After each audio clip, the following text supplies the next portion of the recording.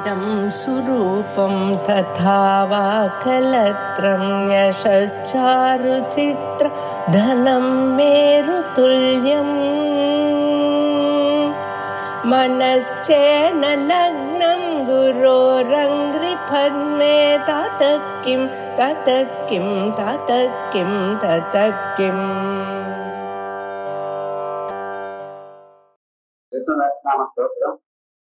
பரம பவித்திரமான ஸ்தோத்திரம்.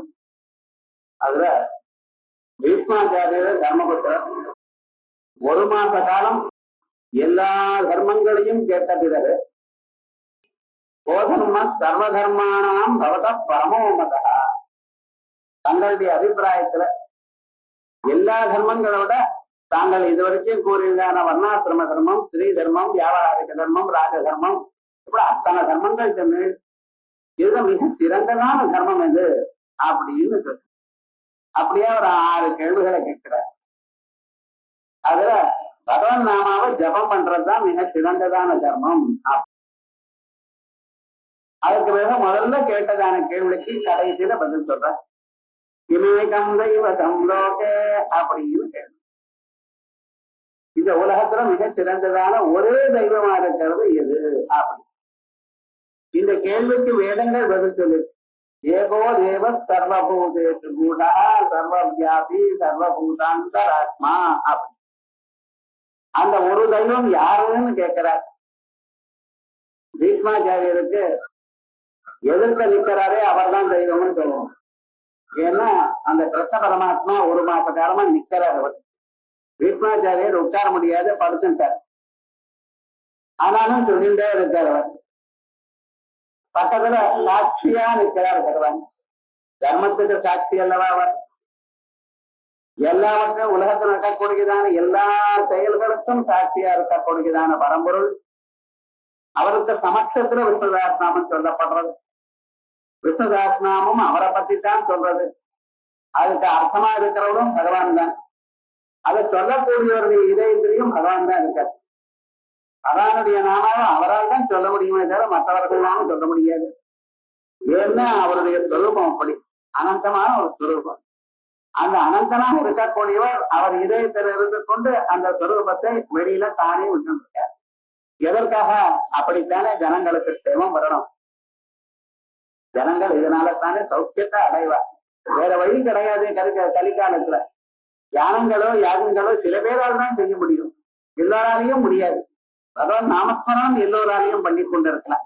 அவளுக்கு என்ன நித்திய கர்மா இருக்கோ அந்த நித்திய கர்மாவை பண்ணிவிட்டு சர்வதா சதவகாலம் பகவத் தியானத்தோடு இருந்தோமையான சகல க்ஷேமத்தையும் அடைய முடியும்.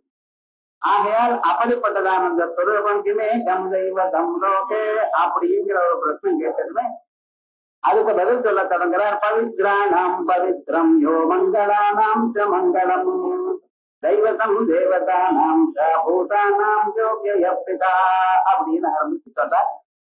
பவித்ராணாம் பவித்ரம் போ. லோகத்துல எத்தனையோ பதார்த்தங்கள் இருக்கு. எல்லாவற்றையும் பாவனகரமான பதார்த்தம், தூய்மையாக்கக்கூடியதான பொருள்கள், மற்றவைகளை தூய்மையாக்கக்கூடியதான பொருள்கள் 1000 உண்டு. ஆனா அந்த பதார்த்தங்களுக்கெல்லாம் பவித்திரத்தை கொடுக்கக்கூடியது இவர் தான். அபவித்திர பவித்ரோவா சர்வாவஸ்தாம் கதோபிவா.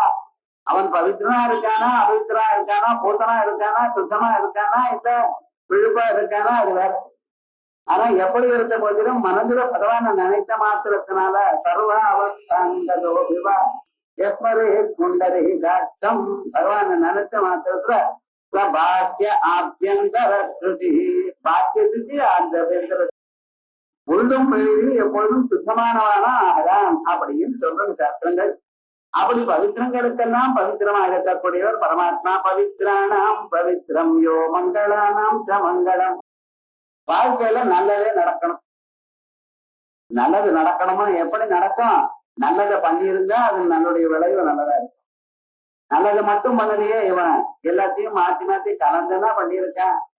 அப்ப அவனுக்கு நல்லது நடக்கணும். ஏன்னா நன்மையை கொடுக்கக்கூடியதான ஒரு பதார்த்தத்தை நம்ம சேர்த்துக்கணும். அதான் பரவாயில்ல. அதனால மங்களத்துக்கெல்லாம் மங்களமாக இருக்கிறதும் எப்பொழுதும் மங்களத்தை தருபவரா இருக்கக்கூடியது பரமாத்மா அப்படின்னு சொன்னார். அந்த மங்களானந்த மங்களம்னு சொல்ற பாகத்துக்கு எத்தனை புராணங்கள் இதிகாசங்கள் எங்கெங்க அந்த தத்துவம் சொல்லி இருக்கோ அதை எடுத்து பாட்சிக்காரன் சொல்லி கொண்டிருக்க. ஏன்னா இது ஏதோ ஒரு இடத்துல சொன்னது மட்டும் இல்லை, சகல புராணங்கள்லயும் இந்த தத்துவம் இருக்கு. அது சிவபுராணங்களா இருக்கட்டும், மகாவிஷ்ணு பிரதிபாதனம் பண்ணக்கூடியதான புராணங்களா இருக்கட்டும், மற்ற புராணங்களா இருக்கட்டும், எல்லாவற்றிலையும் இந்த தத்துவமானது விஸ்தாரமாக சொல்லப்படுறது. ஆகையால் அந்த தத்துவங்கள்ல வியாசாச்சாரியருடைய அபிப்பிராயம் நன்றாக நமக்கு தெரியணும்.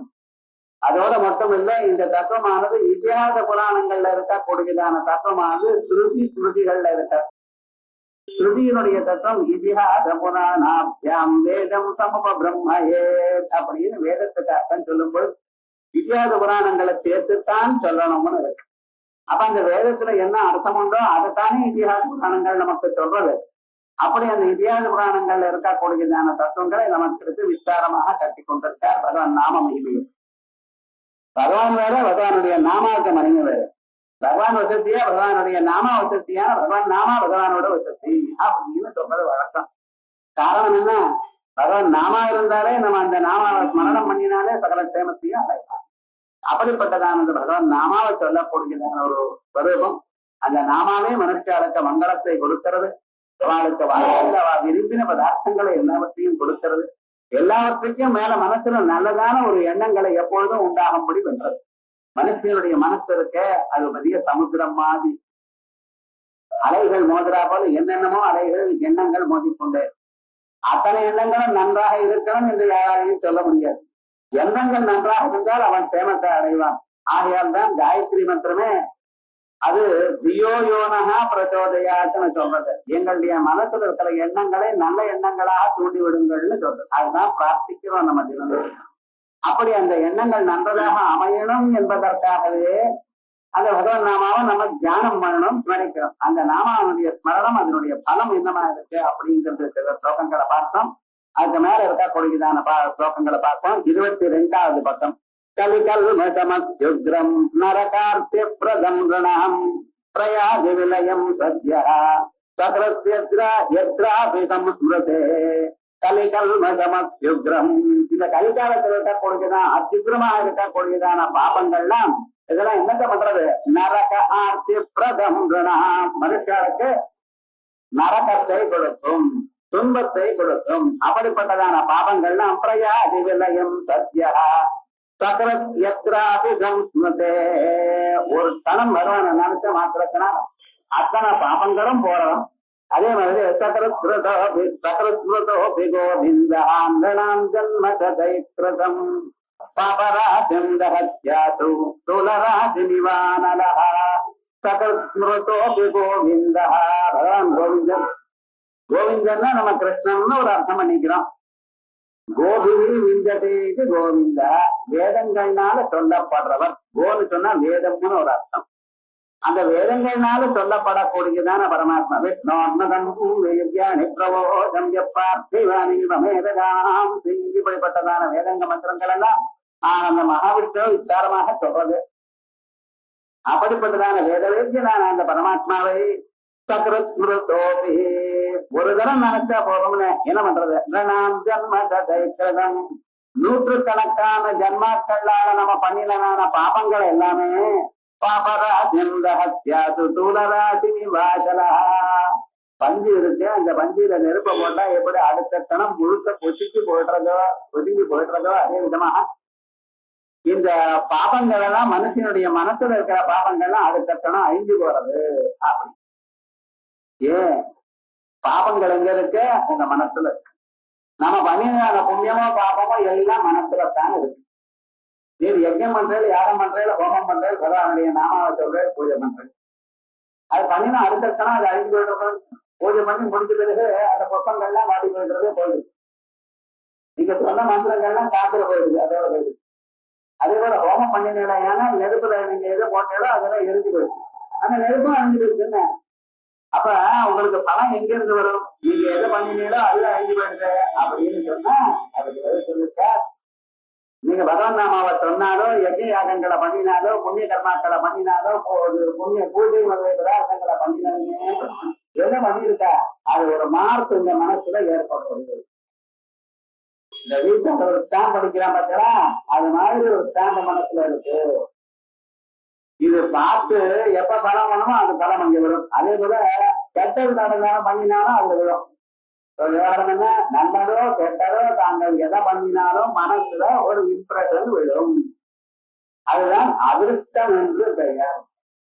அவன் அதிருஷ்டம் பண்ணிட்டான் சார், அவனுக்கு அதிருஷ்டம் சார் அப்படிங்கிறத. அதிருஷ்டம் என்ன, இப்பொழுது கண்ணுக்கு தெரியாது, அதிருஷ்டம் அதிருஷ்டம் அப்படின்னா போன ஜென்மாவில பண்ணியிருக்கான். அப்படி ஆயிரக்கணக்கான ஜென்மாக்கள் நமக்கு இருந்திருக்கு.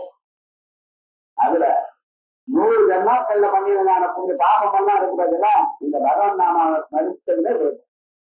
அதுபடி சார் அந்த பாபம் எங்கேயோ இருக்கு, எங்கேயோ சத்தம் எங்கே போகும், எந்த வீட்டுல நெருப்பு இருக்கோ அந்த வீடு தானே எரியும், இன்னொரு வீடு எப்படி எரியும் அப்படின்னு கேட்டீங்கன்னா, எந்த மனசுல நினைக்கப்படுகிறாரோ பகவான் அந்த மனசுல இருக்கிற பாவம் போகிறது.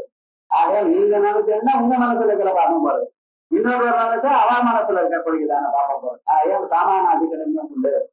ஆகையார் யாரு நினைக்கிறாரோ அவளுடைய பாபம் தான் வருது. அப்படின்னு சொல்ற பாபராசிம்லஹத்யாது சூலராசி நிவாசலஹா. எப்படி அனலஹா நெருப்பானது சூலராசிம் அந்த இளவம் பஞ்சியினுடைய ராசியை எப்படி அதே விதமாக அடுத்த கணத்துல புதிக்கப்பட்டுறது. அப்படி இருந்த போதிலும் நாம் பகவான் நாம சொல்லல பார்த்தா அவசியம் சொல்லணும், தினந்தோறும் சொல்லணும். கட்சம் தஹதி பிராணிலஹா ததா சித்தோ விஷ்ணு யோகினாம் சர்வ கில்பிஷம் யதாக்னிருத்ததிகா.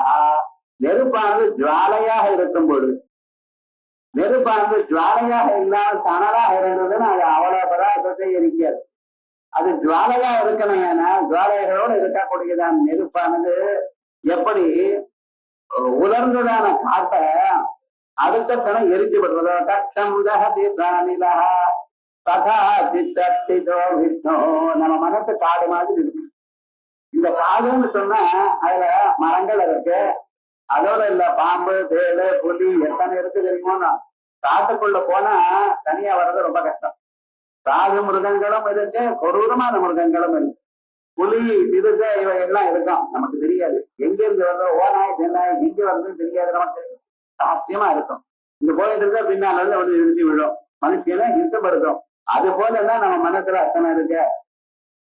ஒருத்தரை மீட் பண்ணா அவரோட பேசும் பொழுது இருந்தா போல இருந்து அவர் வச்சாலும் விடலாம், போச்சுனாலும் போச்சுக்கலாம். என்ன வேலை விழும் நடக்கும் தெரியாது சார் மனுஷனுடைய மனசு.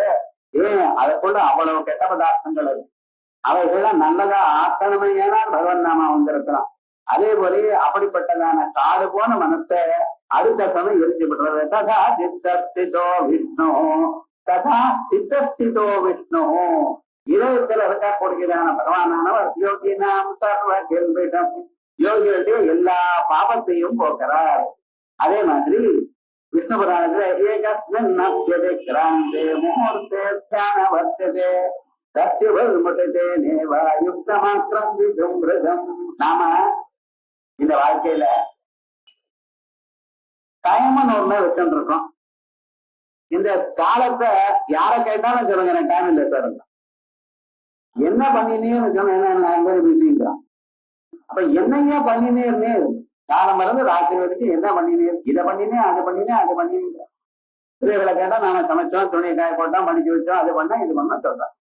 பொருட்களை கேட்டா பேப்பர் பார்த்தேன், டிவி பார்த்தேன், ஏதோ சொல்லிட்டு இருக்கேன். இப்படி பண்ணிட்டு தான் இருக்கா. ஆனா கேட்டேன்னா என்னாச்சுன்னா இது புதுசா ஒரு காரியம் கொடுத்தா ரொம்ப பிஸியா இருக்கேன் சார், இது முடியாது சார்.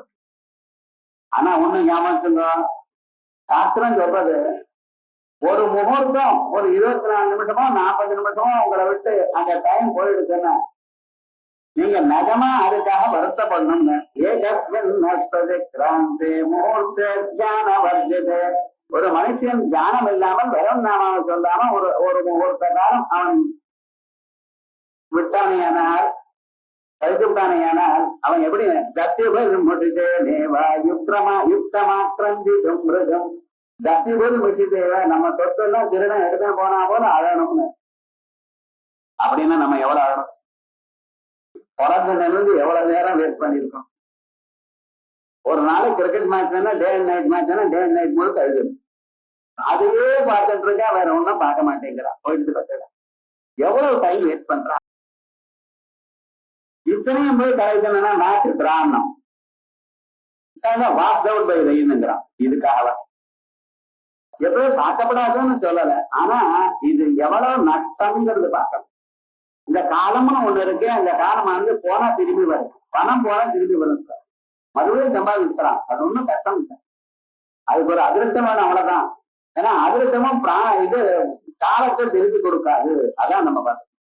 மற்ற பதார்த்தங்கள் போனா பரவாயில்ல, திருப்பி சம்பாதிக்கலாம், அது போனதுனால ஒண்ணும் பெரிய ஆகல, நம்ம எதையும் காப்பாற்ற முடியாது. நமக்கு உடம்புல சக்தி இருந்தது, எவனம் இருந்தது போயிட்டு சொல்லி. இப்ப நம்ம என்ன சின்ன வயசுல இருக்கோம், வயசு தாண்டிட்டு அது போனதுனால நம்ம என்ன பண்ணினோம், இருந்தப்போ ஒண்ணும் பண்ணல, இப்ப போனதுனால அதுவும் பிரயோஜனம் இல்லை. ஆனா இந்த காலம் என்கிறது போயிடுது, ஏன்னா மறுபடியும் வர இது மனுஷனுக்கு 100 வருஷங்கள்னு சொல்லி வச்சிருக்கு. இந்த 100 வருஷம் ஜீவே மகர லட்சதம், பத்யா மகர லட்சதம், நந்தா மகர லட்சதம், பவா மகர லட்சதம் அப்படின்னு 100 வயசுன்னு சொல்லி. இந்த 100 வயசுல இதான் ஒரு சான்ஸ் உங்களுக்கு. அதான் நாம அவன் மனத்தை சுத்தமாக்கி கொண்ட மனத்தை வேதாந்த ஞானத்தை வரவழைத்துக் கொண்டு இந்த ஜன்மாவை முக்தி அடையலாம். நீங்க இதை விட்டு அடுத்ததாக எந்த ஜன்மா கிடைச்சாலும் பசுபட்சாதி ஜன்மாக்களா அல்லது தேவாதி ஜன்மக்களோ, என்னத கந்தர்வ கிம்புருஷாதி ஜன்மாக்களோ, எந்த பிரிவு எடுத்தாலும் இது வராது. வேதாந்தத்தை வாசிக்க முடியாது, பரவநாமா அறிய முடியாது. ஏன்? அது ஜன்மாந்திர சம்ஸ்காரம் என்றாலும். கோடி யானைகள் இருக்கு, ஒரு கஜேந்திரனுக்கு தானே அந்த ஞானம் வந்தது. அதுவும் அந்த கஜேந்திரன் வெறும் யானை இல்ல, போன ஜன்மாவில அவர் ராஜாவா இருந்து அப்புறம் வந்தவர். போன ஜன்மாவில ராஜாவா இருந்து கொண்டு தூர்வாசம் பண்ணி அவரை பார்க்காம இருந்ததுனால, கவனிக்காம இருந்ததுனால சாபத்தினால யானை. ஆனால் அவருக்கு அந்த பழைய சம்ஸ்காரம் இருக்கும் சொன்னதுனால அப்படி இருந்தது. இல்லாத போனா மற்ற ஜன்மாக்களை எப்படி இருக்கும் பாருங்க. தேவதைகளா நம்ம பிறந்தாலும் இங்க ரம்பா உருவத்தின் ஊரை சுத்தின்னு இருப்போமே தவிர இது வராது. அப்ப அந்த மனுஷ ஜென்மாவில மாநில பிரிவியா இருக்கும் பொழுதுதான் அவன் இதை பார்த்து அறிந்து கொண்டு மனசை சித்தத்தை சுத்தமாக்கி கொண்டு வேதாந்தங்களை கேட்டு முன்னேறலாம். அப்படி இருக்கும் பொழுது நான் நம்ம சமயத்தை எல்லாம் எதற்காக கொடுக்கப்பட்டதோ அதை விட்டு விட்டது. ஊர்ல இருக்கக்கூடியதான எல்லா வம்பையும் அடைகின்றோமே, ஆனால் அது நியாயமா பாருங்க. அவ என்ன ஆச்சுன்னா மறுபடியும் இந்த பதவியானது கிடைக்கும் என்கிறது நிச்சயம் இல்லை.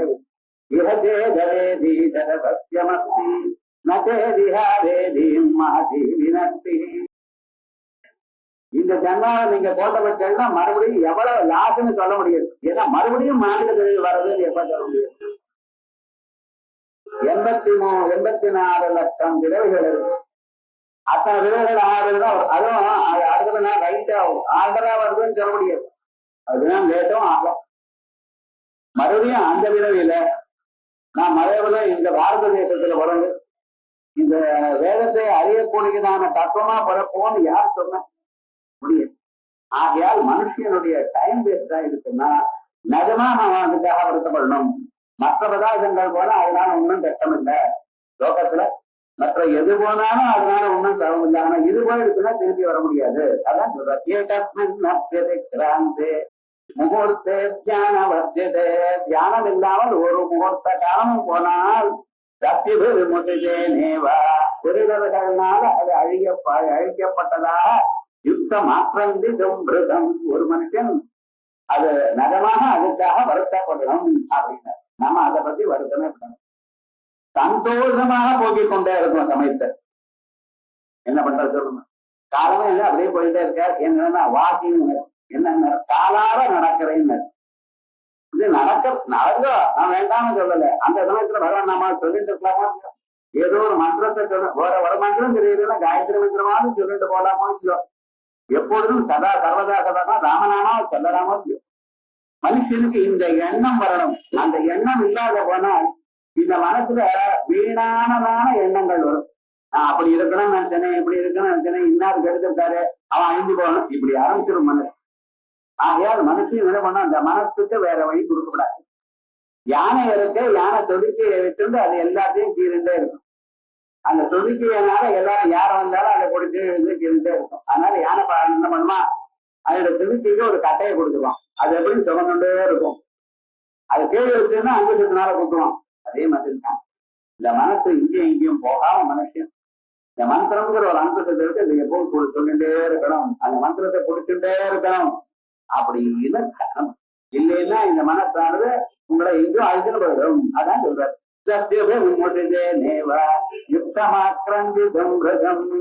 ஜனத்தனம் பூதபதிம் ஜகத்குரும் ஸ்மரன் மனுஷ்ய சததம் மாமனே துக்கானி சர்வாண்யபஹந்தி சாதயஸ்ய சேத கார்யாணி யத்னபிஸ்ததே. ஜனார்தனம் உலகத்தில் சகல பிராணிகளையும் காப்பாற்றுவர். பூதபதிம் பூதங்களுக்கு எல்லாருக்கும் அதிபதியா இருக்கிறவர் ஜகத்குரும், அவர்தான் கிருஷ்ணம் வந்தே ஜகத்குரும்.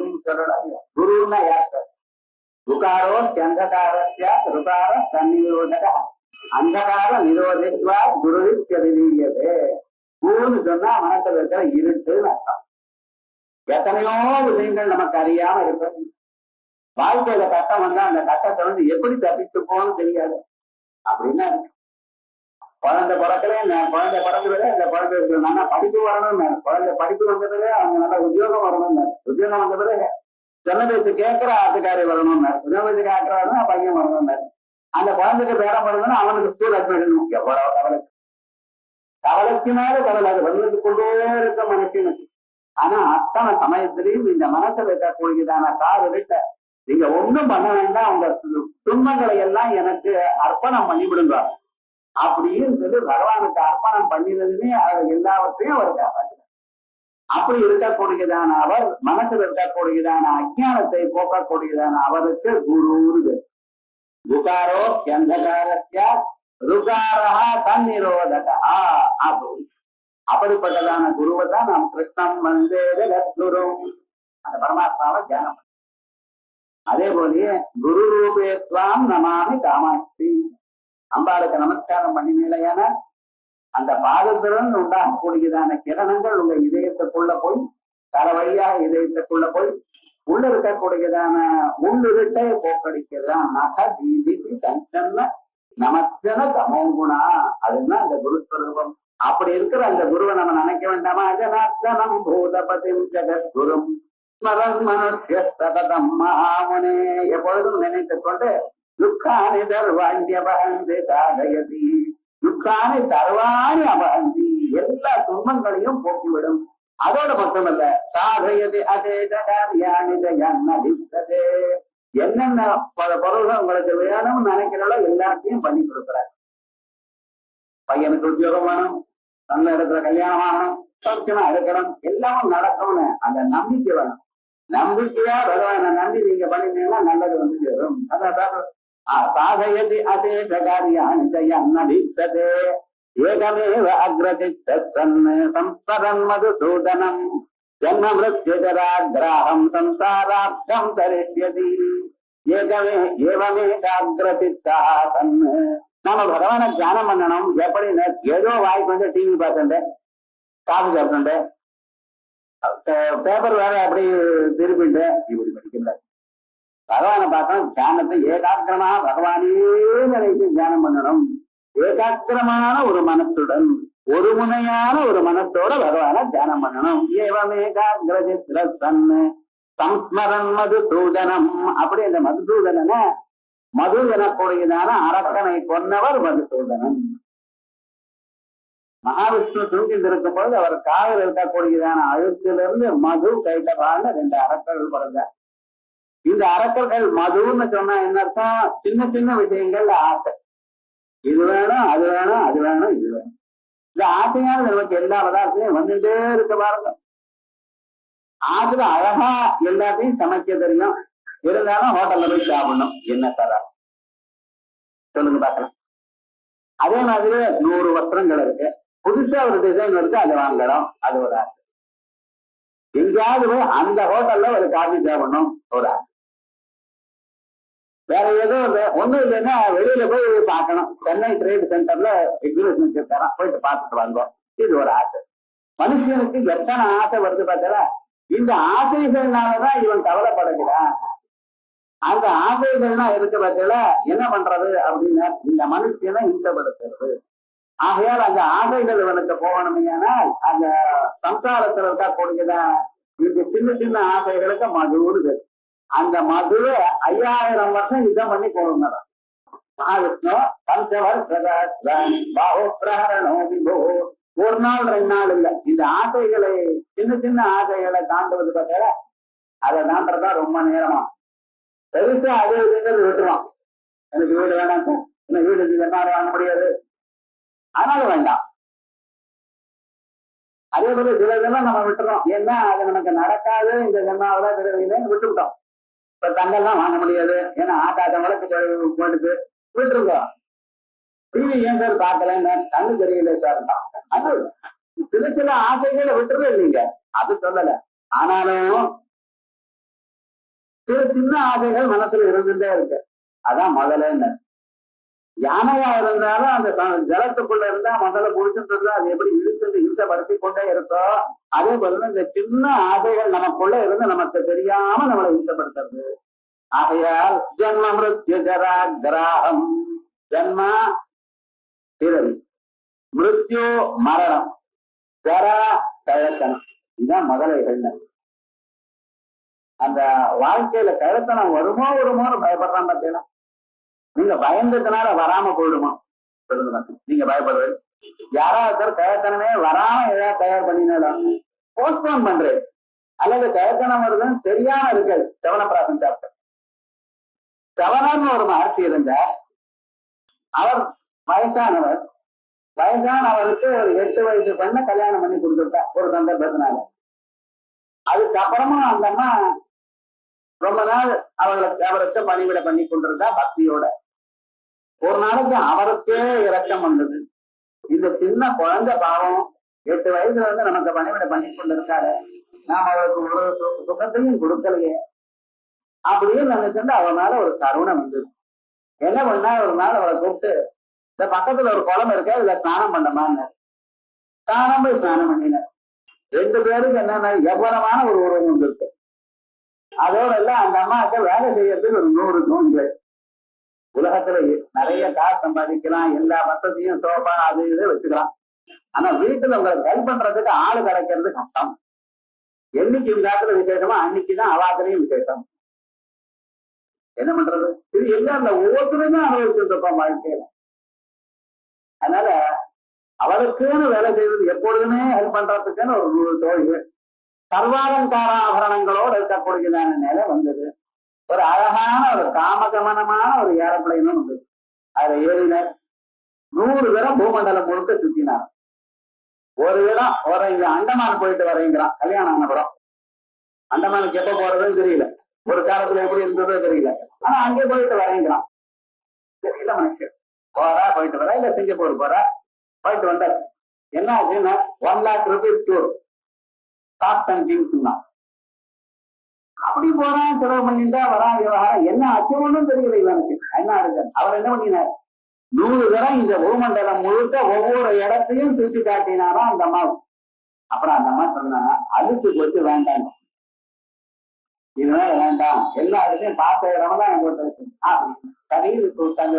அப்புறம் என்ன பண்ண, அந்த அம்மாவும் தபஸ் பண்ணாங்க. ஏன்னா அவ்வளவு வைராக்கியம் வந்து. அதனாலதான் அவர் பேர்ல செவன பிராட்டம்னு இருக்கு.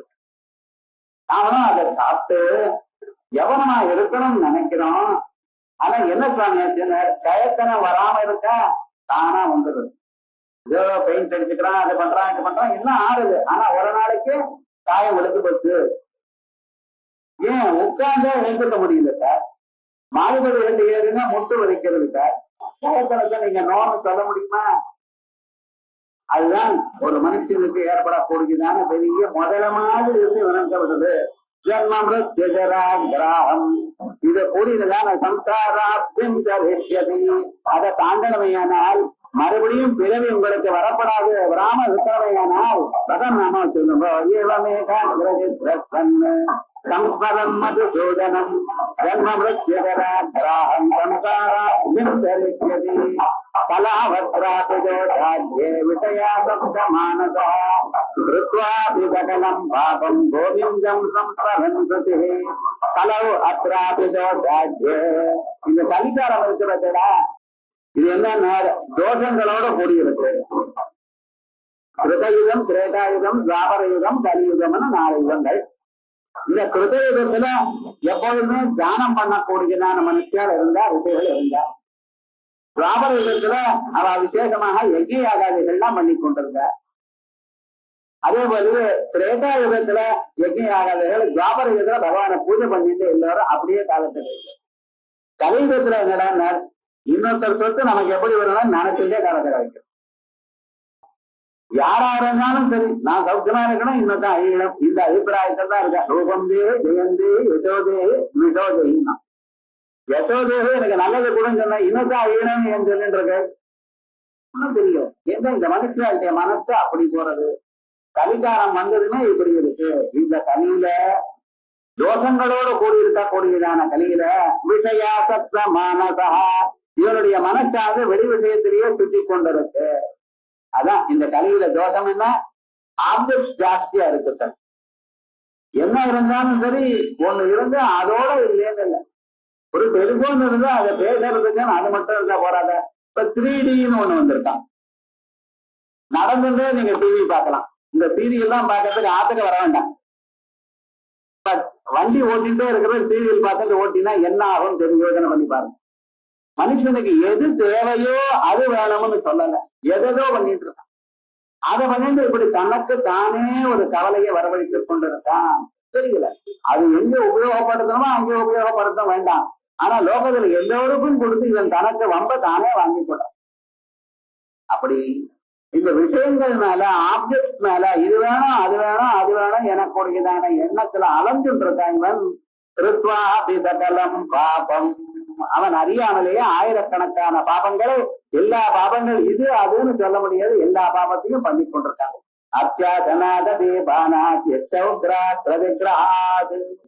அத்தியாசனம் கொஞ்சமா சாப்பிடணும்னு இல்ல, பாதி வயதுக்கு சாப்பிடணும்னு யாராவது ஃபாலோ பண்றாலும் கேட்டா எனக்கு பாதி வயது தெரியல சாருங்கிறான். மூக்க பிடிக்க சாப்பிட வேண்டியது. அதே ஒளி கொஞ்சமா தீர்த்தத்தை குடிக்கிறது, அவன் பாட்டுக்கு நிறைய குடிச்சு விடுவது. எத்த உக்ரா பிரதிகிரகாது, எது வாங்கணும் எது வாங்கப்படாதுன்னு நியமம் இல்லை. எள்ள தானம் வாங்குறான், எண்ணெய தானம் வாங்குறான், இரும்பு சட்டியில பார்த்து அந்த தானம் வாங்குறான். என்ன பண்றது, கோதானம் வாங்குறான். கோதானம் நல்லாதான் இருக்கு, அது வாங்கினா என்ன பண்ணணும், ஒரு வருஷ காலம் தினமும் 1000 காய்கறி ஜபம் பண்ணணுமா. இவன் டெய்லி பண்றதே கஷ்டம்ல, என்ன பண்றது, ஆனா வாங்கி விடுறான். என்னன்னா காசு வேணும். எது பண்ணப்படாதோ தப்பு தண்டா காரியங்களை பண்றான், பொய் சொல்றான். கொஞ்சம் யோசனை பண்ண வேண்டாமா? அட இத்தனையும் பண்ணிட்டு இருக்கிறியா, பகவன் நாமாவை சொல்றான்னு அது சொல்ல மாட்டேங்கிறான். கிருத்வா விதகலம் பாபம் கோவிந்தம் சம்ஸ்மரன் சுதி, அத்தனை பாபங்களும் பகவன் நாமாவை நினைச்சா போறோம், அவன் சித்தமாயிடுவான். அதனால்தான் அவரை நான் என்ன சொன்னேன், மங்களானாம் ச மங்களம். அது பார்த்துக்கலாம் அவர் எப்படி மங்களமானார். இவ்வளவு பாபம் பண்ணினால் தொடர்ச்சி எடுக்கிறார். வாசுதேவே மனோயத்ய ஜப ஹோம அர்ச்சனாஜது சத்யந்தராயோ மைத்ரேய தேவேந்திரத்வாதிகம் பலம். வாசுதேவே மனோயத்ய, பகவான் இடத்துல மனசு எப்பொழுது யாருக்கு நிக்கிறதோ, எப்பொழுது ஜப ஹோம அர்ச்சனாஜது, ஜபம் பண்ணும் பொழுதோ ஹோமம் பண்ணும் பொழுதோ அர்ச்சனம் பண்ணும் பொழுதோ, அந்த பகவான் இடத்துல இதற்காகத்தான், பகவான் இடத்துல மனசு நிக்கணுங்கிறதுக்காகத்தான் இதை பண்றது. நீங்க 1000 ஜபம் பண்ணுங்கன்னு சொல்றேன். இதற்காக 1000 ஜபம் பண்ணும் பொழுது ஒரு 2 தடவை ஜபம் பண்றவாத மனசு அந்த இடத்துல உங்களுக்கு தான் போறீங்க. அதே விட சாஸ்திரமும் பூஜை பண்ணிட்டு சொல்லிட்டே இருக்கு. இந்த 1000 நாமாக்களை சொல்லும் பொழுது ஒரு நாமா நீங்க சொல்லும் பொழுது உங்க மனசு நின்றதுன்னா போறீங்க. ஜப ஹோம அர்ச்சனாஜது சத்யந்தராயோ மைத்ரேய தேவேந்திரத்வாதிகம் பலம்.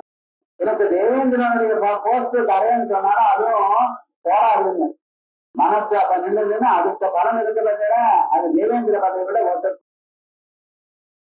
லோகத்ரயாதிபதிம பிரமம அப்பிரதிம பிரபாவம் ஈஜத் பிரணம் நிஜரதா பிரபவிஷ்ணுமீதம் ஜன்மாந்தர பிரளய கல்பதாஸ்ரஜாதம் ஆசு பிரணாதமுபயாதி நரஸ்ய பாவம்.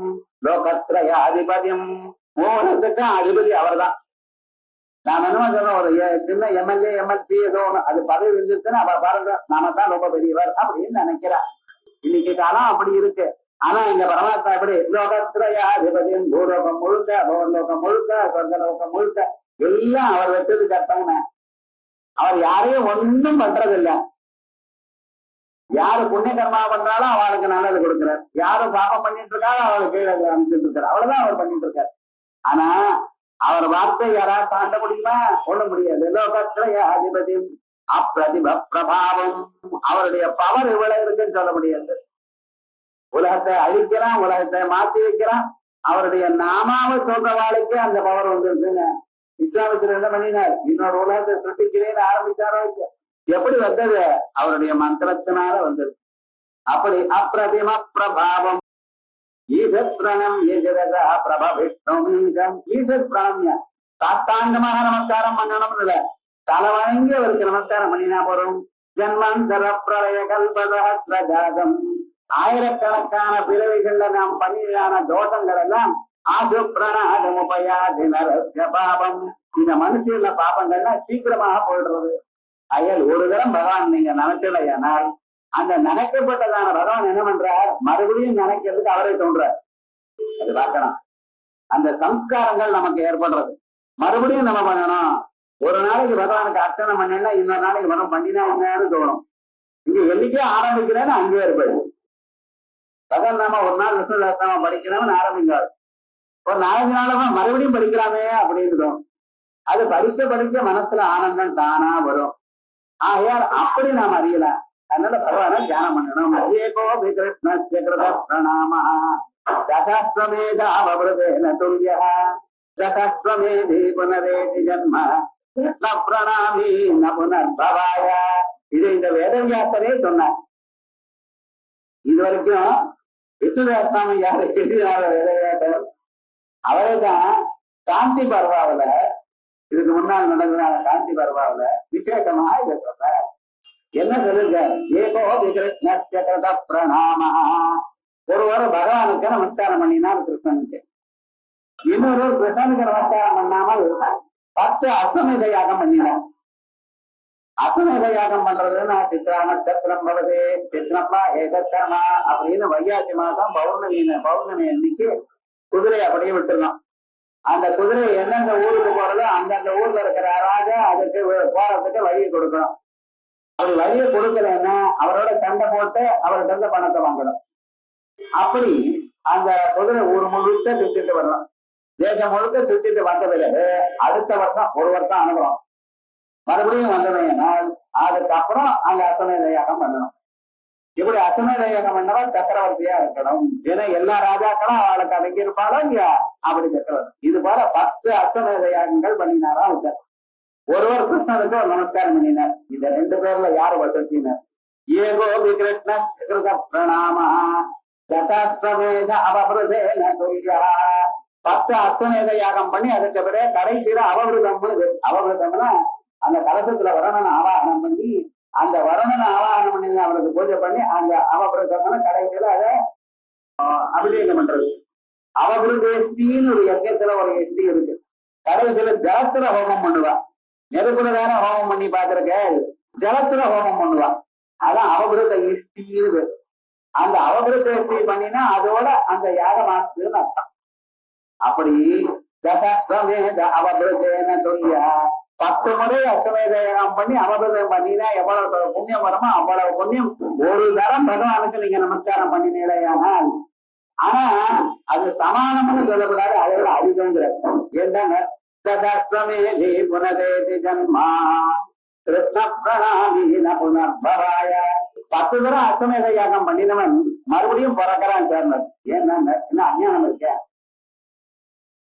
10 தரம் அஸ்வமேத யாகம் பண்ணினாலும் அவ பிரம்மலோகத்துல ஒரு 10 கல்பம் இருப்பா. இது அப்ரம்மபவனால் லோகா புனராவர்த்தி நோர்ஜுனா மாமுபெத்யதவும் தேயா புனர்ஜன்மன வித்யதே. எந்த யாகம் பண்ணாலும் எந்த கர்மா பண்ணாலும் மேக்சிமம் பலம் பிரம்மலோகம். அந்த பிரம்மலோகம் அழிகிற பிறகு அந்த சமயத்துல மகாப்பிரளயம் வரப்போகுது. இவாள என்ன பண்ற? மறுபடியும் பிறக்கிறா. சொல்லணும் பிரம்மலோகத்துல பிறக்கிறோம், மனுஷனா பிறக்கிறோம். சொர்க்கத்துல பிறக்கிறோம், மாடாவோ பசுவாவோ பிறக்கிறான். ஆனா இங்க மனுஷனா பிறக்கிறான். அப்ப என்னாச்சு? 10 அஸ்வமேத யாகம் பண்ணின பிறகும் அவன் அஸ்வமேதத்தை அவன் மறுபடியும் பிறக்கிறான். ஆனா கிருஷ்ணனுக்கு நமஸ்காரம் பண்ணினா என்ன ஆச்சுன்னு அவனுக்கு பிறவி இல்லாம போயிடுறது. அதான் ஏகம் நரபியதே ஜன்மா ஜனனி கிளேச காரணம். தன்னை பெற்ற அம்மாவுக்கு மனசுக்கு வருத்தத்தை கொடுக்கக்கூடியதான ஜன்மா பகவான் நமஸ்காரம் பண்ணினா வராதுங்க. அது பகவான் நமஸ்காரம் பண்ணினா இது மேல ஜன்மா இல்லை.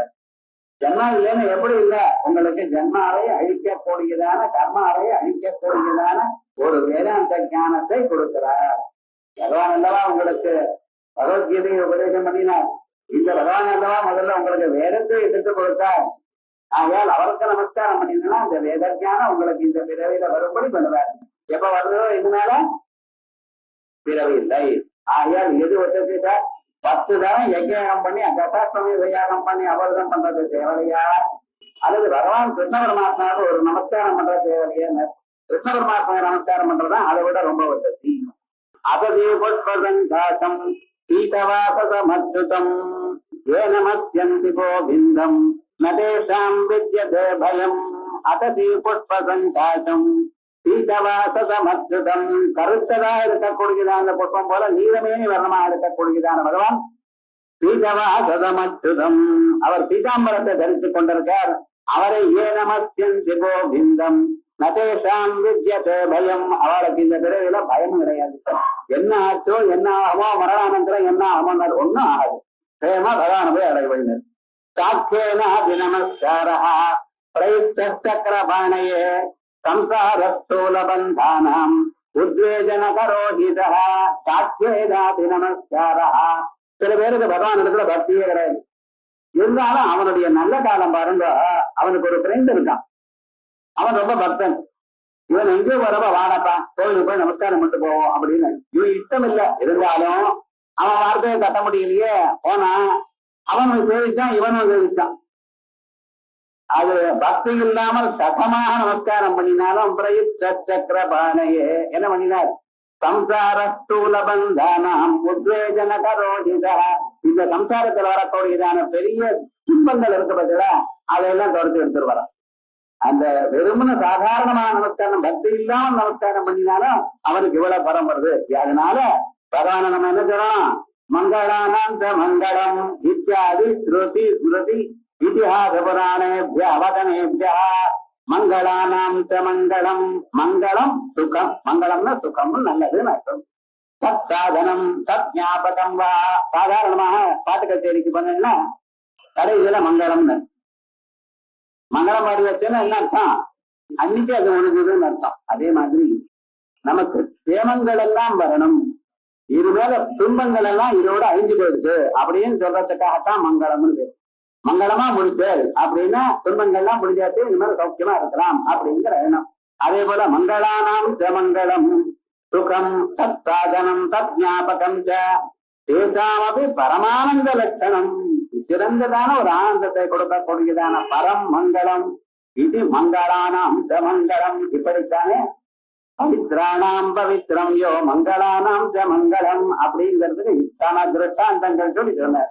அப்புறம் தைவதம் தேவதானாம் பூதானாம் யோபியா அப்படிங்கிறதுல தைவதம் தேவதானாம் விபு கிரீடா விதிகேசா மத மோத ஸ்ருதி காந்தி கத்தியம் இத்தனை அர்த்தங்கள் வந்துருக்கு.